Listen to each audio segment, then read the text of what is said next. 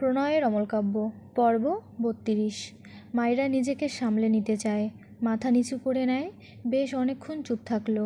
ঘন্টা বাজল, সবাই ক্লাসের দিকে অগ্রসর হলো। তবে মাইরা উঠল না। না তো মিলা উঠল। মাইরার মাথা নিচু, মিলার দৃষ্টি মাইরার পানে, মেয়েটার চোখে মুখে অসহায়ত্ব। মাইরা হঠাৎই ভাঙা গলায় বলে, যে মা আমাকে পেটে ধরেছিল সে কখনো সুখ পায়নি জানিস মিলা? কারণ শুনবি? তার গায়ের রং ছিল শ্যামলা। আমার আসল বাবা তাকে মানত না, পছন্দ করতো না। আমার দাদি খুব ভালো মানুষ ছিল, সে আমার মাকে নিজের ছেলের থেকে আগলে রাখত। হায়রে পুরুষ মানুষ! মায়ের গায়ের রং তার চেয়ে চাপা ছিল বলে মাকে মেনে নেয়নি। অথচ আমি হেঁটে হেঁটে মায়ের পেটে চলে এসেছিলাম। কথাটা বলে মাইরা বিদ্রূপের হাসি হাসে, মিলার দিকে ভেজা চোখে তাকায়। অতঃপর বলে, কি বুঝলি মিলা? মিলা অদ্ভুত চোখে চেয়ে আছে মাইরার দিকে। মাইরা স্লান হেসে বলে, সেই মাকে কখনো দেখিনি, কিন্তু আমাকে পেটে রেখেছিল। কথাটা ভাবলেই কেমন যেন লাগে। মায়ের স্পর্শটাই পাইনি, কেন যেন কষ্ট হয় সেই না দেখা মায়ের জন্য। সে আমাকে পেটে নিয়ে স্বামীর লাথি খেয়েছে পেটে, তার দোষ ছিল গায়ের রং সাদা নয়। ও সেই বাবা আবার আমাকে খুব ভালোবাসতো, কারণ আমার চামড়া সাদা, একদম তার মতো। মায়ের মতো হলে হয়তো সে নিজেই আমাকে ডাস্টবিনে ফেলে আসতো। মায়েরার চোখ থেকে আক্ষেপের অশ্রু গড়িয়ে পড়ে। একটু থেমে আবারও বলে, আমার সৎমাটা খুব ভালো, ভাগ্য করে এমন সৎমা পাওয়া যায়। কিন্তু আমার বাবা আমার সৎমাকে কেন বিয়ে করেছিল জানিস? বউ ছাড়া পুরুষ মানুষের রাত যায় না বোধহয়, তাই আবার বিয়ে করলো। এবার বিয়ে করার সময় সে আগের ভুল করেনি, একদম সাদা চামড়ার মেয়েকে বিয়ে করে আনলো। আমার মা মারা যাওয়ার কয়েক মাসের মধ্যেই বিয়ে করলো। অজুহাত হিসেবে দিল দুধের বাচ্চার মা প্রয়োজন। আমি একটা কথা ভাবি, আমার গর্ভধারিণী মা যদি মারা না গিয়ে বেঁচে থাকতো কোনোভাবে, এরপর হঠাৎ একদিন এসে দেখতো যে দুদিন নেই, তার স্বামীর মনের মতো একটা ফর্সা মেয়েকে বিয়ে করে এনেছে, তাহলে আমার মায়ের মনের অবস্থা কী হতো? মায়েরা কথাটা বলে আকাশপানে তাকায়।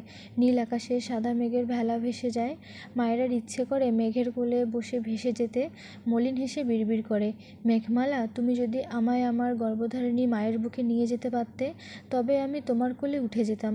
কত ভালো হতো। ইস, সত্যিই যদি এমন হতো।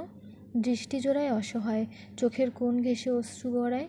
মায়েরা চোখ জোড়া নামিয়ে নেয় ঘাসের উপর। এরপর আবারও বলে, আমার সৎমা খুব ভালো। আমার বাবা তো আর তাকে ভালোবেসে বিয়ে করেনি, রূপ দেখে ঘরে এনেছে। আমার দায়িত্ব দিয়েছে তার হাতে, সে আমাকে নিজের মেয়ের মতো করে আগলে রেখেছে। কিন্তু বাবা বেশি দিন থাকলো না, দুনিয়ার মায়া ছেড়ে চলে গেল। আমার মনে হয় আল্লাহ ঠিকই করেছে বাবাকে নিয়ে। আমার সৎ মায়ের আমার বাবার চেয়ে অনেক ভালো স্বামী প্রাপ্য, তাই হয়তো আমার বাবাকে আল্লাহ নিয়ে গিয়েছে। কথাগুলো বলে আবারও বেশ অনেকক্ষণ চুপ থাকলো মাইরা। চোখ জোড়া বারবার ঝাপসা হয়, দু হাতে ঝাপসা দৃষ্টি মুছে নেয়। এরপর ভাঙা গলায় বলে, এসব গল্প আমার দাদির কাছে শুনেছিলাম। আমার দাদি আমার ক্লাস 8-এর শেষে দিকে মারা যায়। এরপর আরও একা একা লাগতো। প্রথম যখন শুনেছিলাম ওটা আমার সৎ মা, আসল মা নয়, খুব ভয় লাগতো তাকে। কিন্তু মা আমাকে জড়িয়ে নিয়ে আমার ভয় ভাঙাতো। এরপর সহজ হয়ে মায়ের সাথে থাকতাম সব সময়। তবে আস্তে আস্তে বড় হলে বুঝতে পারলাম তার স্বামী আমায় পছন্দ করে না। না করারই কথা, আমি তো তাদের কেউ না। মাইরা থামে, লম্বা শ্বাস ফেলে আবারও দু হাতে ঝাপসা চোখ জোড়া মুছে নিয়ে বলে, আমার গল্পের বই খুব ভালো লাগে, কিন্তু কখনো কিনতে পারিনি টাকার জন্য। আমার ফ্রেন্ডদের বোন বা কেউ এদের থেকে বই আনতাম, তারপর পড়া শেষে ফেরত দিয়ে দিতাম। তারপর একদিন শীশওয়ালাকে পেলাম, কিভাবে যেন ভালোবাসলাম, আবার হারিয়েও ফেললাম, আবার ফিরে পেলাম। কিন্তু সে তো আমায় ভালোবাসে না। মাঝে মাঝে ইচ্ছে করে আগুনের মধ্যে গিয়ে বসে এই সাদা চামড়া পুড়িয়ে ফেলি। এরপর যে অল্প কয়েকজন আমায় ভালোবাসবে, ওইটুকু খাঁটি ভালোবাসাগুলো আমি অনুভব করব। এরপর থেমে যায় মাইরা, জড়িয়ে আসে কথা। বেশ কিছুক্ষণ পর কেমন করুণ কণ্ঠে বলে, আমার শীষওয়ালা আমায় না দেখে কেন ভালোবাসলো না মিলা? আমার ভীষণ কষ্ট হয়। কথাটা বলে দু হাতের মাঝে মুখ লুকায়, চোখ থেকে নীরব অশ্রু গড়িয়ে পড়ে। ওভাবেই বিড়বিড় করে, আমায় ভালোবাসার মতো কেউই নেই। গর্ভধারিণী মা নেই, বাবা নেই, সৎ মা থেকেও শীষওয়ালা আমার মোহে আটকে আছে। মিলা এগিয়ে এসে মাইরাকে জড়িয়ে ধরল, পিঠে হাত বুলিয়ে বলে, রূপ দেখে মোহে পড়লে তারা যত্নের কথা ভুলে যায় মাইরা। তোর স্বামী তো তোকে যত্ন করে, তুই তোর সেই বাবার সাথে সবাইকে গুলিয়ে ফেলছিস কেন? মাইরা কিচ্ছু বলল না। মিলা বোঝানোর স্বরে বলে, তোদের মাঝে সম্পর্কটা স্বাভাবিক কর, তোর স্বামীর ইচ্ছে পূরণ কর, নয়তো সেই দাদিমার ছেলের কথা মনে আছে? অমন হলে তখন তোর শীষওয়ালা হারিয়ে যাবে। মায়েরা নাক টেনে বলে, হারিয়ে গেলে যাবে? মিলা হেসে বলে, তোর শীষওয়ালা অন্য কারো হয়ে যাবে। মায়েরা মিলাকে ছেড়ে কণ্ঠে কিছুটা রাগ ঢেলে বলে, শরীর না পেয়ে যারা অন্য নারীতে আসক্ত হয় ওরা নোংরা হয়, ওরা ভালোবাসতে পারে না। ওদের ভালোবাসা নামক ফালতু জিনিস আমার লাগবে না, সেটা শীষওয়ালা হলেও। মিলা মিটিমিটি হেসে বলে, তুই কতদিন ভার্জিন থাকার ডিসিশন নিলি? মায়েরা বিব্রত বোধ করে, কোনো রকমই উত্তর করে, জানি না। মিলা বোঝানোর স্বরে বলে, তুই বেশি ভাবছিস, তোর দাদি শাশুড়ির কথা ভুলে কেন যাস বারবার? আমি তোর ভালো চাই মাইরা, তোর যদি এই বিয়েটা ভেঙে যায় তখন কি হবে ভেবে দেখেছিস একবারও? সমাজে একটা ডিভোর্সি মেয়ের জায়গা কোথায় থাকে জানিস না? তাদের তো বাবা মা থাকে, তবুও সেই মেয়েকে কত ভুগতে হয়। আর তোর পাশে কে থাকবে বল? তোর সৎ মা তোকে ভালোবাসে, কিন্তু চাইলেও তো পাশে থাকতে পারে না। তুই তোর স্বামীর ইচ্ছে পূরণ করে দে বোন, নয়তো পরিণতি অন্য কিছু হলে তোর কি হবে বল? মায়েরা স্তব্ধ চোখে মিলার দিকে চেয়ে রইল, একটা কথাও বলল না, শুধু চেয়েই রইল। মিলা বিরক্ত হয় মায়েরার নীরবতায়, এ পর্যায়ে রেগে বলে, তুই সবসময় 10 লাইন বেশি বুঝিস। যখন রাস্তায় বের করে দিবে তখন এসব ভালোবাসা জ্বালানা দিয়ে পালাবে। ভালোবাসার আশায় বসে থাকতে থাকতে তোর স্বামী তোকে ধাক্কা মেরে বের করে দিবে, আরেক রূপবতীকে ঘরে তুলবে, তখন রাস্তায় ভিক্ষার থালা নিয়ে ঘুরিস। এত আবেগ দিয়ে দুনিয়া চলে না, আবেগের ঠেলায় স্বামীকে কাছে আসতে না দিয়ে আঙ্গুল চুষে খা। তারপর সে আরেকজনকে। আর বলতে পারে না। মায়েরা রেগে মিলার গালে একটা থাপ্পড় মেরে দেয়। মিলা অবাক হয়ে তাকায় মায়েরার দিকে। মায়েরার চোখ দুটো লাল, চোখ থেকে অবাধ্য নিঃশব্দ কান্নাগুলো টুপ টুপ করে গড়িয়ে পড়ে। অনেকক্ষণ পেরিয়ে যাওয়ার পরও মায়েরাকে এমন এক ধ্যানে নিজের দিকে চেয়ে থাকতে দেখে খারাপ লাগে মিলার। মেয়েটা কেমন যেন শখ পেয়ে অশ্রু বিসর্জন দেয় তো দেয়ই। মিলা বুঝলো সে হাইপার হয়ে অনেক ভুলভাল বলে ফেলেছে। অতপর মায়েরাকে ঝাঁকিয়ে বলে, সরি মাইরা। মায়েরার ধ্যান ভাঙল বোধহয়, ভাঙা গলায় বলে, অন্যকে টানছিস কেন বারবার? মিলা ছোট করে বলে, কারণ ছেলেরা মৌমাছির মতো, এক ফুলে মধু না পেলে আরেক ফুলের মধুর সন্ধানে চলে যায়। আমার মা সবসময় এটা বলে। মায়েরা ঢোক গিলল, অস্ফুট স্বরে বলল, ও। কথাটা বলে আনমনা হয়, চোখ থেকে আরও কয়েক ফোঁটা অবাধ্য অশ্রু গড়ালো। বেশ কিছুক্ষণ পর মায়েরা মাথা নিচু করে দু হাতে চোখ মুখ মুছে মিলার দিকে চেয়ে হেসে ফেলল। মিলার যে গালে থাপ্পড় দিয়েছে সে গালে একটা চুমু খেয়ে বলে, আমি সরি, মনে রাখিস না মারটা? চাইলে 10টা ফেরত দিয়ে থাপ্পড় দিস। এরপর কোলের উপর রাখা বইটি নিয়ে উঠে দাঁড়ালো। মায়েরাকে উঠতে দেখে মিলা উঠে দাঁড়ালো। মায়েরা হেসে বলে, তুই ক্লাসে যা মিলা, আমি একটু ওয়াশরুমে যাব। মিলা অবাক হলো না। মায়েরা তো এমনই, সবসময় কেমন যেন হাসে। সে বুঝেছে মায়েরা খুব কষ্ট পেয়েছে। মায়েরা উল্টো ঘুরে দুপা এগোলে মিলা বলে, তুই কি আমার কথায় মন খারাপ করলি মায়েরা? আমি তোর ভালোর জন্যই বলতে চেয়েছিলাম, সরি। মায়েরার পা থেমে যায়। মিলার দিকে ঘুরে দাঁড়িয়ে মৃদু হেসে বলে, না রে, মন খারাপ করব কেন? শুধু বুঝলাম মেয়েরা পুতুল, তাদের মাথার উপর ছায়া নামক সিদ্ধান্ত চাপিয়ে দেওয়ার মেশিনরূপী মানুষ থাকে। এই দেখ, বিয়ের আগে আমার মা নামক ছায়া আমার ইচ্ছের বিরুদ্ধে একজনের সাথে বিয়ে দিয়ে দিল। এখন আমাকে সেই সংসার বাঁচাতে নিজেকে বিলিয়ে দিতে হবে, নয়তো স্বামীর অন্য নারীতে আসক্ত হয়ে যাবে। এখানে আমি সেই সিচুয়েশনের জন্য প্রস্তুত নই, তবুও আমার ইচ্ছেই কি যায় আসে? সংসার বাঁচাতে হবে তো আমাদের চাওয়া পাওয়া সব ছুঁড়ে ফেলে স্বামীর চাওয়া মেটাতে হবে, এটাই। কথাটা বলে আর দাঁড়ালো না। ওয়াশরুমের দিকে যেতে যেতে মলিন কণ্ঠে বলে, ছোটবেলায় লুডো খেলতাম, আমার গুটি খেয়ে নিলে আমি কাঁদতাম, আর এখন জীবনের এত জটিল খেলা দেখে আমি হাসি। আরেকটু এগিয়ে গিয়ে থেমে যায় মাইরা। পিছু পিছু মিলা আসছে। মাইরা উল্টো ঘুরে মিলার দিকে তাকায়। মিলা অপরাধী চোখে মাইরার দিকে চেয়ে আছে। মাইরা মিলার অবস্থা থেকে পেট চেপে হাসতে লাগলো। কোনো রকমে হাসি থামিয়ে বলে, তুই এমন দেবদাস হয়ে গেলি কেন বুঝলাম না। বোন রে, জামাই প্যারা দিলে এসব কাজে লাগবে, তখনকার জন্য মন খারাপের ডোজ জমিয়ে রাখ, ক্লাসে যা। মিলা মাইরার হাত ধরে বলে, সরি মাইরা, তুই আমার কথায় কষ্ট পেয়েছিস জানি। মায়েরা মৃদু হেসে বলে, কষ্ট কি সেটাই তো বুঝি না, পাবো কি করে? একটু থেমে উদাস কণ্ঠে বলে, বাবা মারা যাওয়ায় আফসোস করি না। যে আমার মাকে ভালোবাসেনি, অমানুষের মতো আচরণ করেছে আমার মায়ের সাথে, সে বেঁচে থাকলে আমি তাকে বাবা বলে ডাকতে পারতাম না কখনো। অমন বাবা আমার নেই, তাতেই শান্তি আমার। মা মারা যাওয়াতেও আমি শান্তি পেয়েছি। বাঁচলে আবার আমার বাবার ঘরেই আসতো, আবার অত্যাচার সহ্য করতে হতো। অমন অমানুষ নামক স্বামীর ঘরের চেয়ে মাটির তলাই মায়ের শান্তির জায়গা। শুধু একটা তীব্র আফসোস হয়, সেদিন মায়ের সাথে আমার নিঃশ্বাস বন্ধ হয়ে গর্ভধারিণী মায়ের বুকের উপর আমার একটুখানি জায়গা কেন হলো না। কথাগুলো বলে লম্বা করে শ্বাস ফেলল মাইরা। ডান হাতে ঝাপসা চোখ দুটো স্বাভাবিক করে নিয়ে ডান পাশে তাকালো। হঠাৎই হাত উঠিয়ে, এই লিয়ানা দাঁড়া আমার জন্য, আমিও ওয়াশরুমে যাব। কথাটা বলে দৌড় লাগায়। পিছু ফিরে মিলার দিকে তাকিয়ে হেসে বলে, ক্লাসে যা বান্ধবী। মিলা অসহায় চোখে চেয়ে রইল। লাস্ট দুটো ক্লাসে মাইরা হেসে খেলেই শেষ করে। মিলাকে চুপ দেখে ওকে খোঁচায়। মিলা হাসেনি। মায়েরা কয়েকজন পরিচিত মেয়েদের থেকে বিদায় নিয়ে মিলার হাত ধরে বাইরে বেরিয়ে আসে। মাঠের কোনায় গিয়ে ব্যাগ থেকে পানির পট বের করে পানি খায় মাইরা। পাশেই মিলা মন খারাপ করে দাঁড়িয়ে আছে। মায়েরা বিরক্ত হয় মিলাকে দেখে। মিলাকে ধাক্কা দিয়ে বলে, এই তোর কয় নম্বর স্বামীর জন্য এমন মুখ করে রেখেছিস বেদ্যপ মহিলা। মিলা কিচ্ছু বলল না। মায়েরা বোতল থেকে ডান হাতের মুঠোয় পানি নিয়ে মিলার দিকে ছুঁড়ে দেয়। সেই সময় এই দিক দিয়ে এক ম্যাডাম যাচ্ছিল। মিলা মুখ সরিয়ে নেওয়ায় পানি গিয়ে পড়ে সেই ম্যাডামের মুখে। মায়েরা এটা দেখে চোখ বড় বড় করে তাকায়। সময় নষ্ট না করে দিশেহারা হয়ে দৌড় লাগায় কমন রুমের দিকে। মিলার হাত ধরতে ভোলেনি। ওদিকে সেই ম্যাডাম আশেপাশে তাকিয়ে খুঁজলেও পেল না। অনেক স্টুডেন্টের মাঝে কাউকে ধরতে না পেরে বিরক্ত হয়ে চলে গেল। মায়েরা কমন রুমের সামনে গিয়ে দাঁড়িয়ে হাঁপায়। মিলা রেগে বলে, এই গরমে এত দৌড়াস কেন, ভাল লাগে না।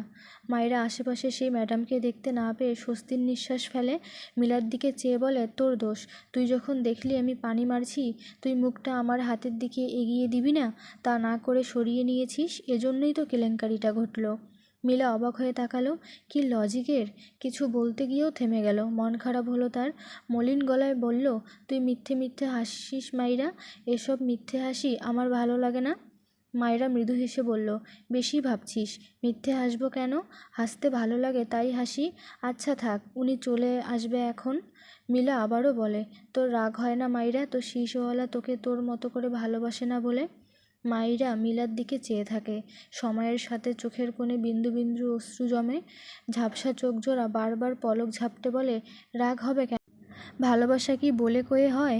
ভালোবাসলেও যেমন কারো দোষ থাকে না, তেমন ভালোবাসতে না পারলেও তার কোনো দোষ থাকে না। এসব মনের ব্যাপার। তাছাড়া উনি ভালো মানুষ, উনার মন অনেক ভালো, শুধু আমাকে মারার সময় একটুও মায়া কাজ করতো না। লাস্ট কথাটায় কেমন অসহায়ত্ব ফুটে উঠল। আবারও বলে, আমি ভাবতাম শীষওয়ালা আমাকে পছন্দ করতো, আমার জন্যই শীষ বাজাতো, আমাকে শোনাতে যেত, কিন্তু এটার একটুও মেলেনি। উনি আমাকে চিনতই না রে। মিলা অবাক হয়ে বলে, সত্যিই চিনতো না? কিভাবে বুঝলি? মায়েরা মৃদু হেসে বলে, যে রাতগুলোয় মাঝে মাঝে উনার শীষ শুনতে পেতাম, আমি তখন ভাবতাম অনেকে থাকে না লুকানো প্রেমিক, লুকিয়ে লুকিয়ে ভালোবাসতে পছন্দ করে। আমি ভাবতাম সে আমাকে ওসবে ভালোবাসে, তাই আমার সামনে আসে না। সেই রাতগুলোর মাঝে আমি একদিন তার পিছু দৌড়াচ্ছিলাম। আমি তাকে দেখতে চাইছিলাম, আর একটু হলেই তাকে দেখতে পেতাম, কিন্তু হঠাৎই হোঁচট খেয়ে মুখ থুবড়ে পড়েছিলাম কাঁচা মাটিতে। পড়ে গিয়ে অনেকটা শব্দ করে ডেকেছিলাম, শীষওয়ালা। লোকটা খুব শক্ত কণ্ঠে বলেছিল, ডিসগাস্টিং। আমার ভীষণ খারাপ লেগেছিল। আমি পড়ে গিয়েছি, অথচ লোকটা কি বিরক্তিকর সুরে কথাটা বলল। তবে আমার থেকে একটু সামনেই একটা কুকুর ছিল, ঘেউ ঘেউ করে ডাকছিল। বেশি আবেগ ছিল তখন। ভেবেছিলাম আমার পড়ে যাওয়া সে দেখেনি, আর ওই শব্দটা কুকুরের জন্য বলেছে। কিন্তু আমার ধারণাটা ভুল ছিল, সেটা কয়েকদিন আগে বুঝলাম। কথাগুলো বলতে বলতে ঝাপসা চোখে মাইরা মিলার দিকে তাকালে দেখল মেয়েটা কৌতূহলী চোখে তার দিকেই চেয়ে আছে। মাইরা মলিন হেসে বলে, কয়েকদিন আগে আমি জিজ্ঞেস করেছিলাম, আপনি সেই শীষওয়ালা তাই না? সে উত্তর দিয়েছিল, আমার শরীরে পুষ্টি নেই, আমি হোঁচট খেয়ে পড়ে গিয়েছি কেন।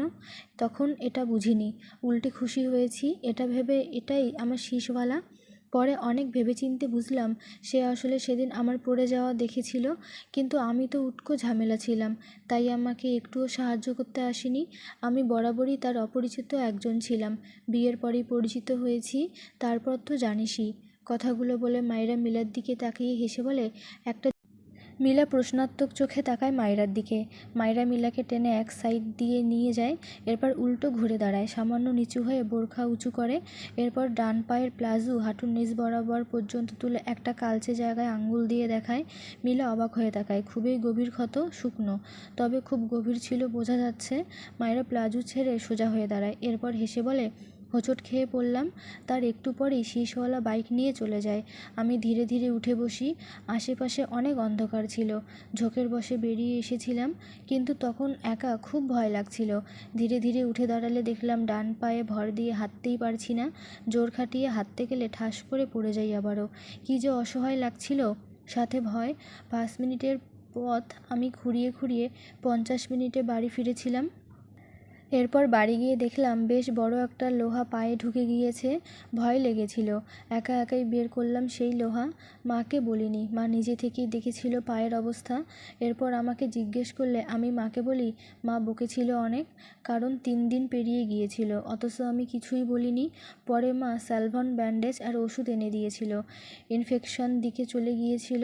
আমি 7 দিন কোর্সের জায়গায় 1 দিন ওষুধ খাওয়ার পর রাতে শুতে গিয়ে শুনলাম লাবিবের বাবা মাকে অনেক বকেছে আমায় ওষুধ কিনে দেওয়ার জন্য। সে রাতে এত খারাপ লেগেছিল মিলা, বিশ্বাস করবি না। আমি ঘুমাতেই পারিনি সেই রাতটা।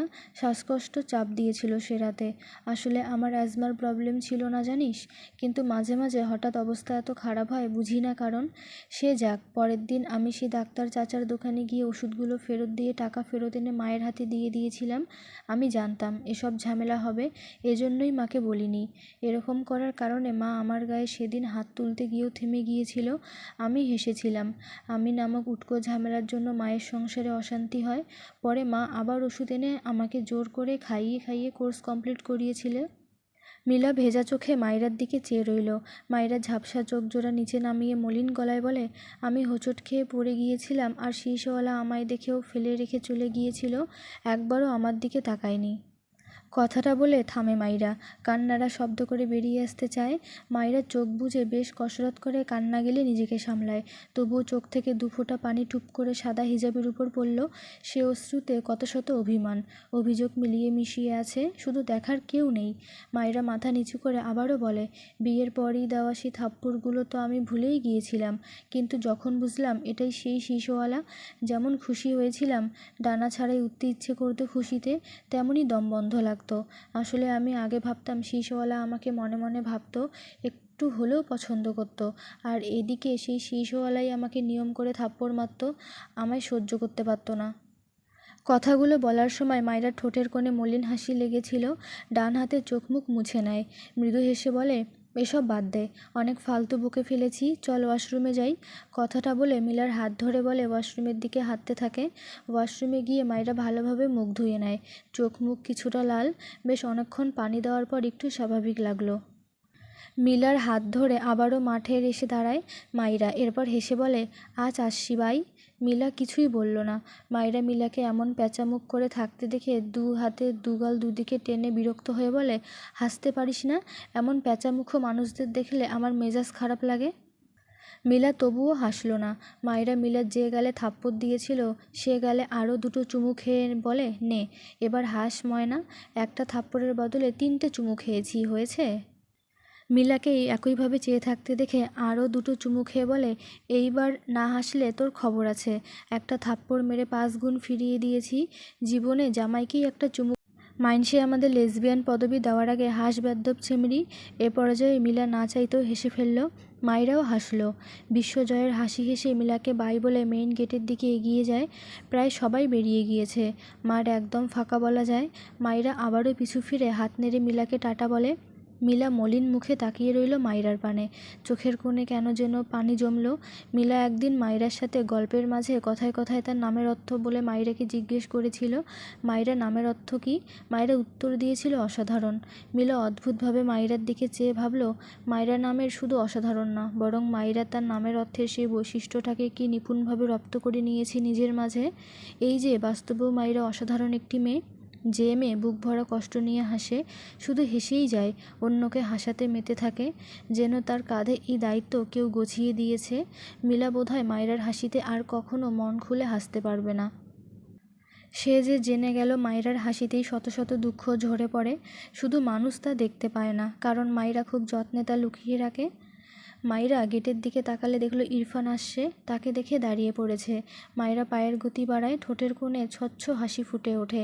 যার প্রতি এত এত অভিযোগ তাকে দেখেই মনের কোণে সুখ উকি দেয়। কি অদ্ভুত! মাইরা ইরফানের দিকে চেয়ে মুখে হেসে লেপ্টে মৃদুস্বরে গিয়ে বলে, সখা তোমারে বাঁধিব, তোমারে থাকিব, বাসিব ভালো শুধু তোমারে। মায়রা ইরফানের সামনে গিয়ে দাঁড়ালে ইরফান মায়রার দিকে তাকায়। মায়রা মৃদু হেসে তার দিকে তাকিয়ে আছে। ইরফান ডান হাত মায়রার মুখে দিয়ে মৃদুস্বরে জিজ্ঞেস করে, এত ঘামলে কিভাবে? মায়রা ইরফানের কথায় মুখ টিপে হাসে। মুখে এত পানিকে এই লোক ঘাম বলছে। অতঃপর স্বাভাবিক হয়ে বলে, এটা পানি। মায়রা কথা থেমে যায়। তখন যে ম্যাডামের মুখে পানি পড়েছিল তাকে দেখেই মায়রা দ্রুত ইরফানের পিছনে লুকিয়ে পড়ে। ইরফান ভুরু কুঁচকে পিছু ফিরে মায়রার দিকে তাকায়। বিরক্ত হয়ে বলে, কি প্রবলেম? মায়রা দেখল ওই ম্যাডাম উল্টো দিকে চলে গিয়েছে। এটা দেখে মায়রা স্বস্তির নিঃশ্বাস ফেলল। ইরফানের দিকে চেয়ে মেকি হেসে বলে, কিছু না, টেস্ট করছিলাম আপনি আমাকে খুঁজে পান কি না। ইরফান বিড়বিড় করে, স্টুপিড। মায়রা কিছু একটা মনে পড়তেই ইরফানের দিকে চেয়ে হঠাৎই শব্দ করে হেসে দেয়। ইরফানের স্টুপিড কথাটা শুনেই মূলত তার মনে পড়ল কথাটা গতকাল বাড়ি থেকে আসার আগে লাবিব তাকে বলেছিল, আপুই আপুই খুশিব দুলাভাই টুপিড বয়। মায়রা অনেক ভেবেচিন্তে বের করেছে স্টুপিডকে লাবিব টুপিড বলেছে, আর শিখেওছে এই লোকের থেকে। ইরফান মায়রার দিকে চেয়ে ছোট ছোট চোখ করে বলে, হোয়াট, পাগলদের মতো হাস্য কেন ইডিয়েট? মায়রা বিরক্ত চোখে তাকালো ইরফানের দিকে। এখন এই লোকের জন্য হাসাও যাবে না, অসহ্য লোক একটা।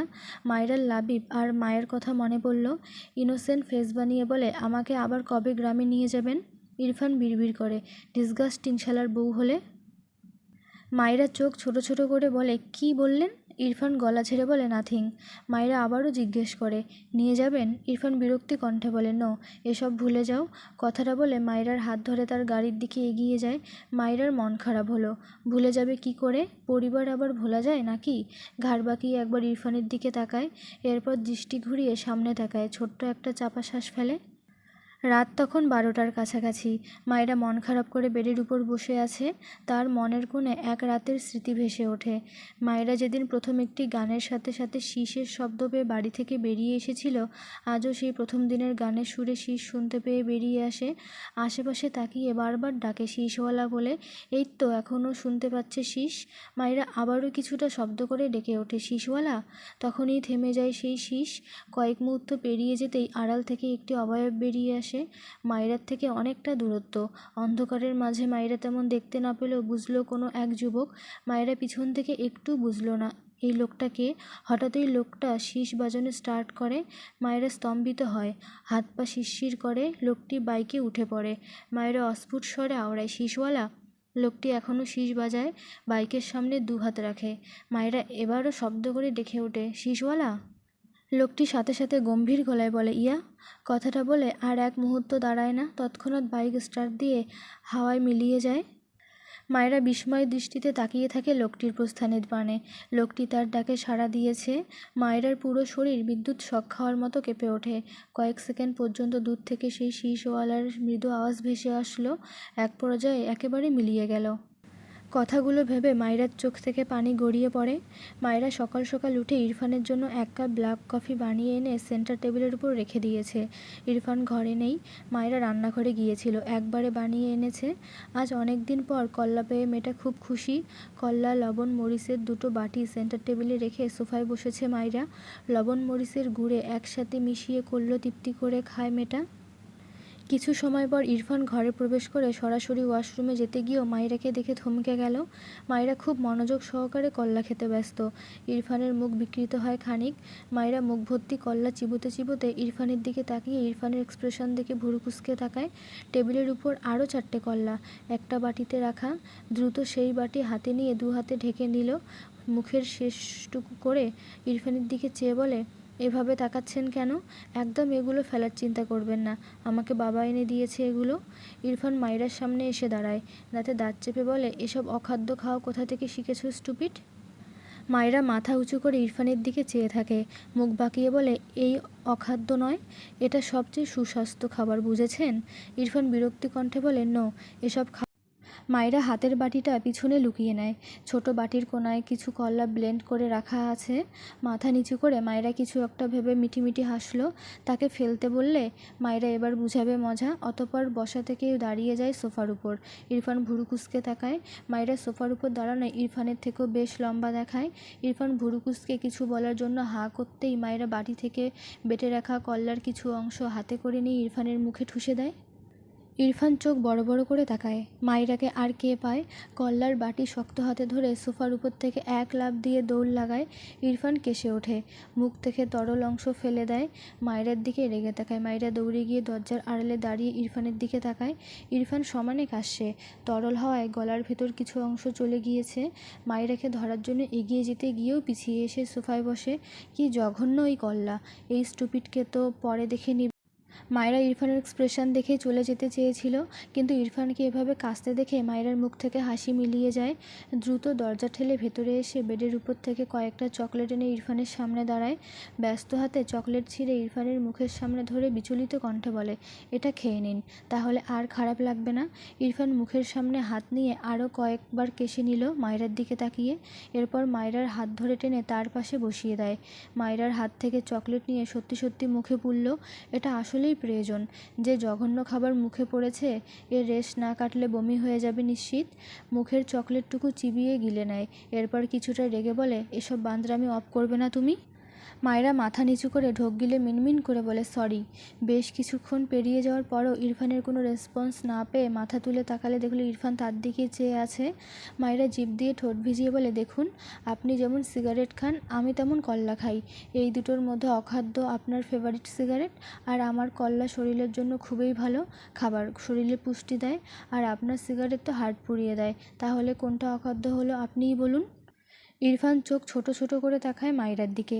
মায়রা একটা যুক্তিগত উত্তর দিতে পেরে মনে মনে বেশ প্রফুল্ল হয়। ইরফান টেবিলের উপর থেকে গ্লাস ভর্তি পানি নিয়ে মায়রার সামনে ধরে বলে, মাউথ ওয়াশ করো। মায়রার কৌতূহলী চোখ চেয়ে বলে, কেন? ইরফান গম্ভীর স্বরে উত্তর দেয়, আমি বলেছি তাই। মায়রা কথা বাড়ালো না, এমনিতেই তার পানি পিপাসা পেয়েছে। ইরফানের হাত থেকে গ্লাস নিয়ে পানি খেয়ে গ্লাসটি টেবিলের উপর রাখলো। এরপর ডান হাত উঠিয়ে ঠোঁটে লেগে থাকা পানি মোছার জন্য হাত উঠাতে নিলে ইরফান টান মেরে মায়রাকে তার কোলে বসায়। কোনো কথা ছাড়াই মায়রার দুহাত পিছনে নিয়ে তার দুহাতের মাঝে বেঁধে মায়রা ঠোঁটজোড়া আঁকড়ে ধরে। বেশ কিছু সময় পর ইরফান মায়রাকে ছেড়ে দেয়। মায়রা মাথা নিচু করে রেখেছে। ইরফান ডান হাতের বুড়ো আঙুলের সাহায্যে মায়রার ভেজা ঠোঁট মুছে দেয়। মায়রার সামনে হেলে পড়া চুলগুলো পিছনের দিকে নিয়ে যেতে গম্ভীর স্বরে বলে, সিগারেট হাত পুরানোর ব্যাকডেটেড ভার্সন, বাট ইউ। বলতে গিয়েও থেমে গেল মায়রার দিকে তাকিয়ে। মায়রা পিটপিট করে চেয়ে আছে ইরফানের দিকে। ইরফান ইংলিশ শব্দগুলো গুটিয়ে রাখলো জিভার ভাঁজে। এরপর মায়রাকে কোলে নিয়ে বেডের দিকে যেতে যেতে আবারও গম্ভীর গলায় বলে, তুমি হাট পুরানোর আপডেট ভার্সন। এরপর মায়রাকে বেডে বসিয়ে কিছুটা রেগে বলে, আর একবার সোফায় বসতে দেখলে থাপ্পড় দিয়ে সব দাঁত ফেলবো তোমার স্টুপিড। কথাটা বলে ইরফান ওয়াশরুমের দিকে যায়। মায়রা নীরব চোখে চেয়ে রইল ইরফানের দিকে। ইরফানের কথাটা বোঝার চেষ্টায় ভাবলো এটা নিয়ে পরে ভাববে। কিছু একটা ভেবে বেড থেকে নেমে ইরফানের সামনে দাঁড়িয়ে বলে, আমার একটা প্রশ্ন আছে। ইরফান ভুরু কুঁচকে তাকায় মায়রার দিকে। মায়রার দিকে। মায়রা জিভ দিয়ে ঠোঁট ভিজিয়ে বলে, আপনি আমাকে সত্যিই চিনতেন না? ইরফান তার সামনে মায়রাকে দেখে থেমে যায়। ভুরু কুঁচকে বলে, I am not interested talking about this topic. Maira বিরক্তি কণ্ঠে বলে, বাংলায় বলতে পারেন না? ইরফান নিজেও বিরক্তি কণ্ঠে বলে, এই টপিকে কথা বলতে আমি ইন্টারেস্টেড নই, আন্ডারস্ট্যান্ড? মায়রা কপাল চাপড়ালো, এই লোকের ইংলিশ ওয়ার্ড আর এ জনমে যাবে না। আবারও বলে, আমি গ্রামে যখন হোঁচট খেয়ে পড়ে গিয়েছিলাম আপনি এগিয়ে আসেননি কেন? ইরফান অবাক হয় মায়রার করা এই প্রশ্নে। মায়রা উত্তরের অপেক্ষায় চেয়ে আছে। ইরফান গম্ভীর গলায় বলে, থাপ্পড় খাওয়ার শখ জেগেছিল? মায়রা বোকাচোখে তাকালো ইরফানের দিকে। এটা আবার কেমন উত্তর? অবাক হয়ে বলে, মানে?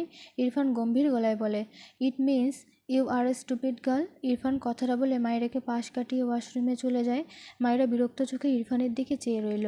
ইরফানের মতো গম্ভীর গলায় অ্যাক্টিং করে, ইউ আর আ গন্ডারের 1 নম্বর।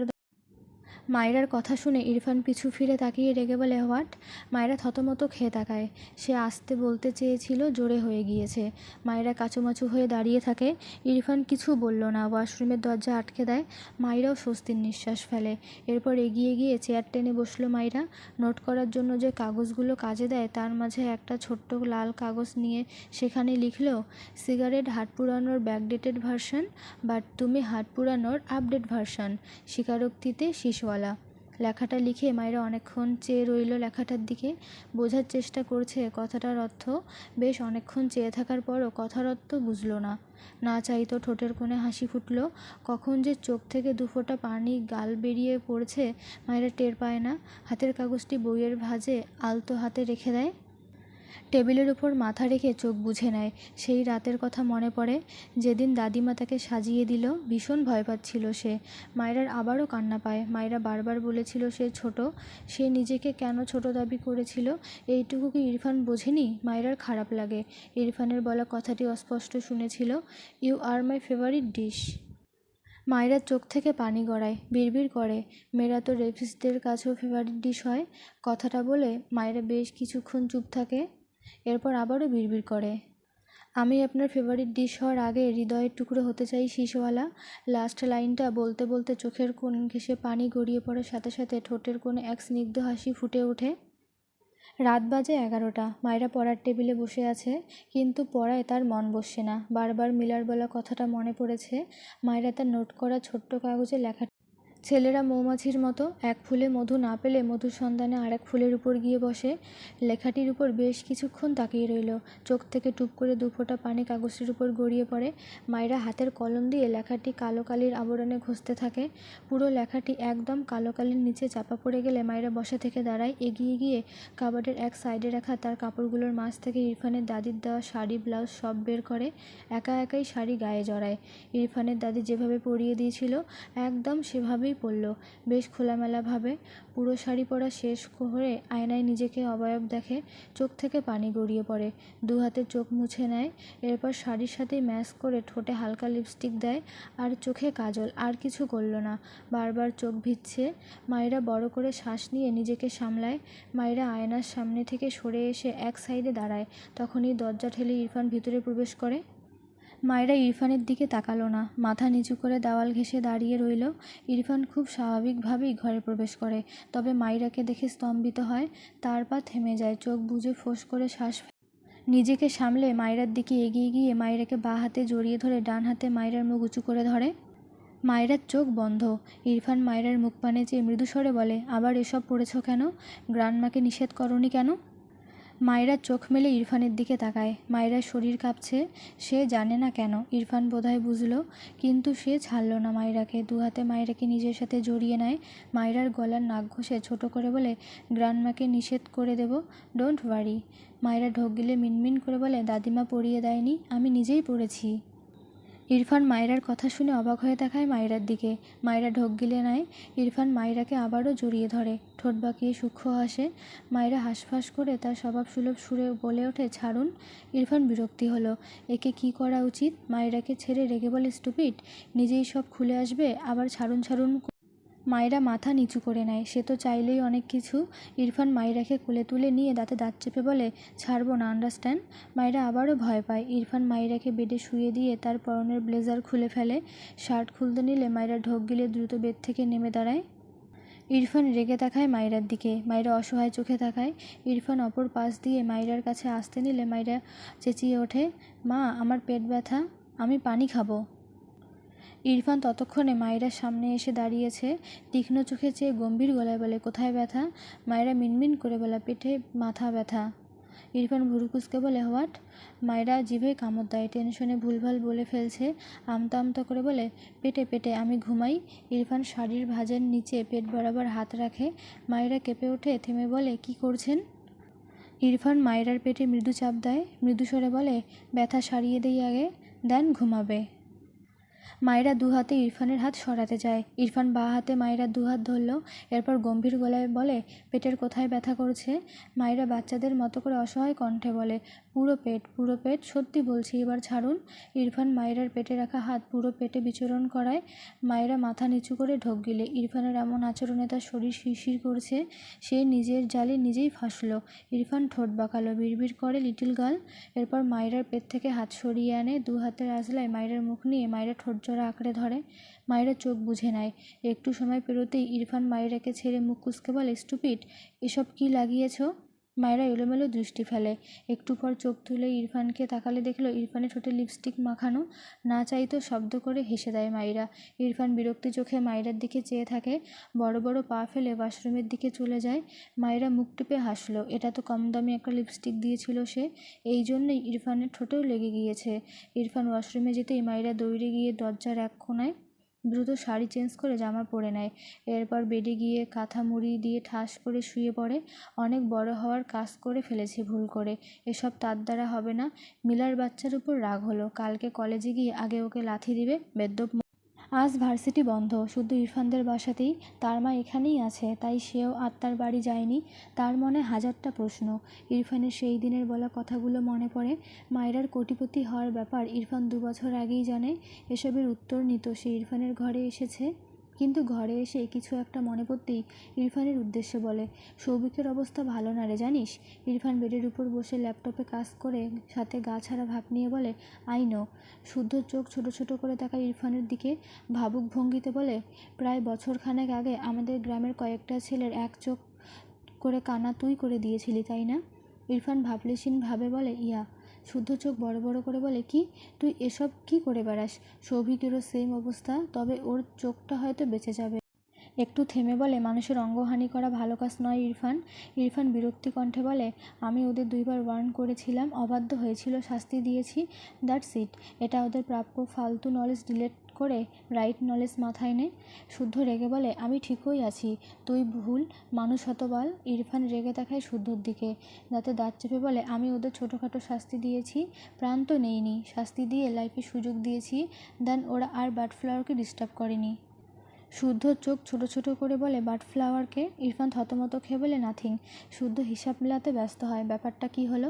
1 বছর আগের কাজের সাথে বর্তমানের কাজের যোগসূত্র পাচ্ছে মনে হচ্ছে। তীর তো মায়রার দিকে যায়, আবার কী সব কাব্যিক নামও বলছে। শুদ্ধ ইরফানের সামনে বসে ইরফানকে খোঁচায়। ইরফান বেশ কিছুক্ষণ পর ল্যাপটপ অফ করে চোখ বুজে নেয়। বেশ কিছুক্ষণ পর শুদ্ধ ইরফানকে ঝাঁকিয়ে বলে, কী রে, কোন জগতে হারালি? আমি এইবার একটু একটু বুঝেছি তোর আর মায়রার ক্যালকুলেশন। 1 লাইন বলিস আর 10 লাইন ভাবিস, কী খাপছাড়া কথা। এখন আমার প্রশ্নের উত্তর দে। ইরফান চোখ মেলে তাকায় শুদ্ধর দিকে। শুদ্ধ ইরফানের দিকে কৌতূহলী চোখে তাকিয়ে বলে, তুই মায়রাকে চিনেই বিয়ে করেছিস, ঠিক বললাম তো? শুধু চিনে না, একদম পছন্দের মানুষকে। বাহ, হাউ কিউট। ইরফান বেড থেকে নেমে দাঁড়ায়, 2 হাত প্যান্টের পকেটে রেখে ভুরু কুঁচকে বলে, নো। শুদ্ধ বেডের উপর 2 পা তুলে ভাঁজ করে বসে, ভুরু কুঁচকে বলে, ও হ্যাঁ, কিন্তু যা যা করলি ওর জন্য, এরপরও মায়রাকে অন্য কেউ ভেবে বিয়ে করলি কেন? ইরফান গম্ভীর গলায় বলে, টেস্ট করতে চেয়েছিলাম অন্য কাউকে বিয়ে করে ওকে ভুলতে পারি কি।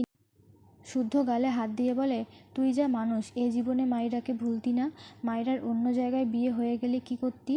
ইরফান বিরক্তি কণ্ঠে বলে, না, হতো না, অলরেডি 10টা বিয়ে ভেঙেছি।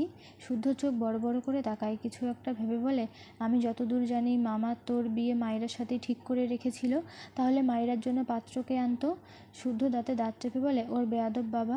শুদ্ধ বোঝার ভঙ্গিতে মুখ গোল করে, অতঃপর বলে, তুই নিজে অন্য কাউকে বিয়ে করার কথা ভাবলি, তাহলে মায়রার বিয়ে আটকাতি কেন? ইরফান ভাবলেশীনভাবে বলে, মাই উইশ। শুদ্ধ বিড়বিড় করলো, বেদ্যপ পোলা, এর বদ অভ্যাসের জন্য ওকে বিয়েও করবে না, আবার ওর বিয়েও হতে দিবে না। অতঃপর শুদ্ধ গলা ছেড়ে বলে, মায়রার জায়গায় অন্য মেয়েকে বিয়ে করার পর মায়রাকে ভুলতে না পারলে তোর বিয়ে করা বউয়ের কী হতো? ইরফানের সহজ উত্তর, ডিভোর্স দিয়ে দিতাম। শুদ্ধ বিরক্তি কণ্ঠে বলে, ওর জীবন নষ্ট হয়ে যেত। কে বিয়ে করতো ডিভোর্সি মেয়েকে? ইরফান গম্ভীর গলায় বলে, হতো না, তুই ওকে বিয়ে করতি। শুদ্ধ চোখ বড় বড় করে বলে, কি? আমার ফারাহকে রেখে অন্য কাউকে বিয়ে করতাম আমি? ইরফান ঠোঁট বাঁকিয়ে বলে, ফারাহকে ভুলিয়ে দিতাম।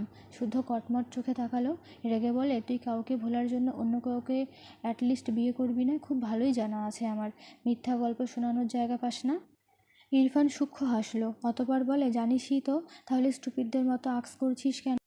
একটু থেমে ইরফান সিরিয়াস হয়ে বলে, আম্মু সিক হয়ে গিয়েছিল তাই বিয়ে করেছি, বাচ্চাকে মানতাম না। একটু থেমে আনমনে বলে, বাট ফ্লাওয়ার ছাড়া কাউকে মানতাম না। সেদিনই ডিভোর্সের পেপার রেডি করতাম, উকিলের সাথে কথা হয়েছিল, দেন ওকে এক গুড পার্সনের সাথে বিয়ে দিয়ে দিতাম। বাট তার আগেই জেনেছি এটা ওই স্টুপিড। শুদ্ধ মিটিমিটি হেসে বলে, এখন ডিভোর্স পেপার রেডি কর, মায়েরাও তো বাচ্চা, আমি হেল্প করবো সোনা। ইরফান শুদ্ধর দিকে রেগে তাকায়, তাতে দাঁত চেপে বলে, শাট আপ। শুদ্ধ বেখেয়ালি তাকায়, ঝাঁকি দিয়ে ওঠে, মুখ থেকে বিড়বিড় করে, পাইছি এক। ইরফান শুদ্ধর দিকে তাকিয়ে ঠোঁট বাঁকিয়ে বলে, তোকে বেঁধে রেখে তোর বউয়ের পিছে কুত্তা লেলিয়ে দেবো আমি। ইরফানের কথা শুনে শুদ্ধ চোখ বড় বড় করে তাকায়। এই কথা তো ইরফানের বিয়ের পর শুনেছিল। বিয়ের পর কদিনের মাথায় তাদের গ্রামের এক ছেলেকে তো খুন করতে যাচ্ছিল ইরফান। শুদ্ধ সেই ছেলেকে বাঁচিয়েছিল বলে ইরফান এই কথা বলেছিল। শুদ্ধর মাথায় হাত, চোখ বড় বড় করে বলে, ইয়াই আল্লাহ, তার মানে তুই ওই মাইরার জন্য অত মেরেছিলি, পরে হসপিটালে তুই পাঠিয়েছিস? মরণের সাথে লড়ছে বেচারা, তোর একটুও মায়া নেই রে? ইরফান তীক্ষ্ণ চোখে চেয়ে বলে, না নেই। বার্ডফ্লাওয়ারের টপিকে কেউ জড়ালে সেখানে এসব ফালতু মায়া দেখানোর টাইম নেই। লাইক তুই এখন আমার হাতে বেহিসাব থাপ্পড় খা। শুদ্ধ দ্রুত বেদ থেকে নেমে বলে, এই না না, আমি জানতাম না ও মাইরাকে উল্টোপাল্টা বলেছে। এমন করিস কেন? এসব ঠিক নয়। এটা এখনও মনে রেখেছিস কেন? এসব মনে রাখলে আল্লাহ পাপ দেয় সোনা। ইরফান দুহাতে শার্টের হাতা গুটাতে গুটাতে এগিয়ে আসলে শুদ্ধ বলে ওঠে, আমি তোর ভাই আর তুই আমায় মারবি? ছ্যা, তোর স্মৃতিশক্তি গেছে। আহারে, তোর জন্য আমার কষ্টে কষ্টিত হাঁটু কেঁপে ওঠে সোনা। ইরফান রেগে বলে, শুদ্ধর বাচ্চা। শুদ্ধ দৌড়ে ঘরের বাইরে যেতে যেতে বলে, নামাজ পড়ে দোয়া করে দে সোনা, যেন বাচ্চাটা খুব তাড়াতাড়ি হয়ে যায়। এ জীবন আর সহে না। আর তুই একদম আমার বউয়ের পিছে কাউকে লাগাবি না। বউটাকে পেতে না পেতেই হারানোর ভয় দেখাস, শালা সবগুলো ব্রিটিশ। 2 বছর আগে ইরফান অনার্স শেষে মাস্টার্সে ভর্তি হয়েছে, টুকটাক ব্যবসা দেখে। তারেক নওয়াজ ইরফানকে ঠেললেও শোনে না। ঠেলতে ঠেলতে একটু আধটু ইরফানকে অফিসে পাঠাতে পারে। তিনি উপায় খুঁজলেন ইরফানকে ব্যবসায় বসানোর। ভাবনা অনুযায়ী ব্যবসার ডিড পুরো ইরফানের নামে করে দেয়। এবার অন্তত ইরফান তার কথা শুনবে। কিন্তু তিনি হতাশ। ইরফান কে শুনে কার কথা? যখন ইচ্ছে হবে তখন ব্যবসা দেখবে, এখন নয়। দেখতে দেখতে মাস্টার্সের বেশ কয়েক মাস পেরিয়ে যায়। ইরফান শুদ্ধদের বাড়িতে আসতে চায় না। গ্রাম পরিবেশে মানিয়ে নিতে তার বেশ কষ্ট হয়। কিন্তু তার বাবা মা জোর করে আসার জন্য। তবে সে এজন্য আসতো না, সে আসতো গ্রামের প্রাকৃতিক দৃশ্য ক্যামেরায় বন্দি করতে। তার পছন্দের ক্যামেরা সোনি JVE-10। এই ক্যামেরা তার গ্রামের সঙ্গী। ইরফানের মাস্টার্সের যখন 3 মাস পেরিয়েছে তখন সে তার বাবা মায়ের সাথে গ্রামে এসেছে। ফজর নামাজ পড়ে বাড়িতে ফিরেছে। ঘরে এসে কোনো দিকে না তাকিয়ে তার ক্যামেরাটা বের করে বাইরে বের হয়। দিনের আলো ফুটতে শুরু করেছে। শুদ্ধ ফোন গুতায়, সাথে চা খায়। ইরফানকে দেখে এগিয়ে এসে বলে, তোর বাচ্চাটা কেমন আছে রে? ইরফান বিরক্ত চোখে তাকায় শুদ্ধর দিকে। শুদ্ধ ইরফানের হাতের ক্যামেরায় হাত বাড়াতে নিলে ইরফান রেগে বলে, ডোন্ট ডিস্টার্ব মি। শুদ্ধ চায়ে চুমুক দিয়ে ইরফানের সামনে ধরে বলে, নে সোনা খা, বিশ্বাস কর, এ কোনো সাধারণ চা নয়লা, এ হলো আমার কুলি করা ভালোবাসা মেশানো চা। ইরফান চরম বিরক্তি নিয়ে বড় বড় পা ফেলে বাড়ি থেকে বেরিয়ে যায়। শুদ্ধ হেসে আবারও চায়ে চুমুক। আকাশ হালকা নীলচে রঙে রাঙানো। সূর্যের আলোর কমলা আভা আড়াল থেকে একটু একটু করে উঁকি দেয়। ইরফানের মুখাবয়ব গম্ভীর। সকালের সৌন্দর্য ঘেরা আকাশের প্রতিটি দৃশ্য ক্যামেরায় বন্দি করে নেয়। এরপর হাঁটু মুড়ে বসে শিশির ভেজা ঘাসের উপর। মিটমিট করা রোদের আলোয় ঘাসের উপর বিদ্যমান শিশির জলজল করতে থাকে। ইরফান বাঁ পায়ের হাঁটু ঘাসের উপর ঠেকিয়ে ডান পা সামান্য উঁচু করে রেখে ক্যামেরায় বেশ অনেকগুলো পিক ক্লিক করলো। পাশেই একটি ঘাস ফড়িং চুপটি করে এসে বসে শিশির ভেজা ঘাসের উপর। ইরফান এটাকেও তার ক্যামেরা বন্দি করে নিল। এরপর উঠে দাঁড়ায়। পাখির কিচিরমিচির আওয়াজে ইরফান তাকায় চারপাশে।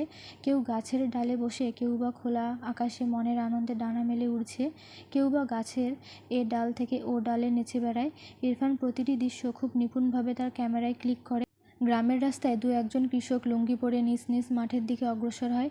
কেউ বা মাছ ধরতে এক হাতে পাতিল আর এক হাতে জাল নিয়ে এগোয়। ইরফান তাদেরকেও তার ক্যামেরাবন্দি করে নিল। বেলা গড়িয়েছে বেশ। ইরফান ধীরে ধীরে এগোয়। আশেপাশে টুকটাক যা চোখে পড়ছে তা ক্যামেরায় বন্দি করে নেয়। হঠাৎই পুকুর পাড়ের ধারে একজন মেয়েকে বসে থাকতে দেখল, যে পুকুরের পানিতে 2 পা ডুবিয়ে রেখেছে। সামান্য ঝুঁকে ডান হাতে আলতো করে পানিতে ভেজায়, মাথায় করা খোপা আধখোলা হয়ে পিঠে নেমেছে। ইরফান পুকুরের ডান পাশে দাঁড়িয়ে আছে। তার কাছে দৃশ্যটা এত সুন্দর লাগলো সে সেখানে দাঁড়িয়েই পুরো 50টা পিক ক্লিক করেছে মেয়েটার। একটুর জন্য দৃষ্টি এদিক ওদিক হয়নি। মায়রা পুকুর থেকে ডান হাতের মুঠোয় এক মুঠো পানি নিয়ে চোখে মুখে ছিটিয়ে দেয়। ঠোঁটের কোণে স্নিগ্ধ মৃদু হাসি। বন্ধ চোখ, ফর্সা গোলমাল মেয়েটার মুখ থেকে পানির বিন্দু বিন্দু ফোঁটা বেয়ে পড়ে। ইরফানের চোখে মুখে মুগ্ধতা। ঘোরের মাঝেই থেকেই আরও অনেকগুলো পিক তুলল মেয়েটার। মায়রা হাঁটু উপরে করে দিকে তুলে হাঁটুতে থুতনি ঠেকিয়ে পুকুরের পানির দিকে নীরব দৃষ্টিতে চেয়ে থাকে। ভীষণ শান্ত এক মেয়ে হয়ে চুপটি করে বসে থাকে, যার নড়চড় নেই কোনো। ইরফান অদ্ভুতভাবে চেয়ে থাকে মায়রার পানে। ঠোঁটের কোণে সূক্ষ্ম হাসির রেখা বিড়বিড় করে আওড়ায়, কিউট গ্রিন বার্ডফ্লাওয়ার। বেশ কিছুক্ষণ পর মায়রা উঠে দাঁড়ায়, সামান্য নিচু হয়ে হাঁটু নিচ পর্যন্ত গুটানো চুড়ি পায়জামা নিচে নামিয়ে দেয়। খোপা করা চুলগুলো সম্পূর্ণ খুলে যাওয়ায় দু হাতে হাত খোপা করে নেয়। ইরফান এভাবেও মায়রার পিক উঠায় অনেকগুলো। মায়রা চুলগুলো খোপা করে আশেপাশে তাকায়, এরপর এগিয়ে যায় বাড়ির পথে। ইরফান দেখলো মায়রা অনেকটা এগিয়ে গিয়েছে। সবুজ গোল জামা, সবুজ পায়জামা, সাথে সবুজ ওড়না পরনে মেয়েটার। ভেজা পা জোড়া শুকনো মাটিতে ভিজিয়ে দেয়। মৃদু বাতাসে মায়রার জামা দুলে ওঠে, মাথা থেকে কাপড় পড়ে যায়। গল্প চলবে।